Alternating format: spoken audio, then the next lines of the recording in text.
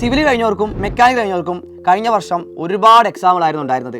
അപ്പോൾ ഈ എക്സാമുകളെല്ലാം തന്നെ എല്ലാവർക്കും ഒരുപാട് നന്നായി എഴുതാൻ പറ്റിയിട്ടുണ്ടായിരുന്നു. അപ്പോൾ ഇനി പുതുവർഷത്തിലേക്ക് വരുമ്പോൾ പുതിയ അവസരങ്ങളുമായിട്ട് കേരള PSC മുന്നോട്ട് വരികയാണ്. അപ്പോൾ ഇതിൽ മെക്കാനിക്കൽ കഴിഞ്ഞ ആൾക്കാർക്ക് ഹാർബർ എഞ്ചിനീയറിംഗ് ഡിപ്പാർട്ട്മെന്റിലേക്ക് AE തസ്തികയിലേക്കും അതുപോലെ തന്നെ ഗ്രേഡ് 2 തസ്തികയിലേക്കും നോട്ടിഫിക്കേഷൻ വരാൻ വേണ്ടി പോകുന്നു. അപ്പോൾ അതുപോലെ തന്നെ ഇറിഗേഷൻ ഡിപ്പാർട്ട്മെന്റിലേക്കുള്ള AE തസ്തികയിലേക്കും അതുപോലെ തന്നെ ഗ്രേഡ് 3 തസ്തികയിലേക്കും മെക്കാനിക്കൽ കഴിഞ്ഞവർക്ക് പുതിയൊരു അവസരം വരാൻ വേണ്ടി പോകുന്നു. ഇതിൽ തന്നെ ഏറ്റവും അടിപൊളിയായിട്ട് വരാൻ വേണ്ടി പോകുന്നത് ഒരുപാട് വേക്കൻസികൾ കഴിഞ്ഞ വർഷം നടന്നിട്ടുണ്ടായിരുന്ന ഗ്രേഡ് 3 എക്സാം കേരള വാട്ടർ അതോറിറ്റിയിലേക്കായിരുന്നു. അതിന്റെ കൂടെ തന്നെ ഗ്രേഡ് 2 തസ്തികയിലേക്ക് പുതിയ നോട്ടിഫിക്കേഷൻ വരാൻ വേണ്ടി പോവുകയാണ്.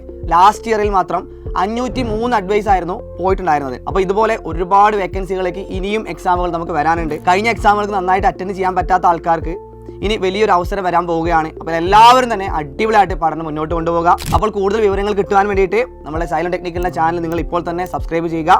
Okay, all the best.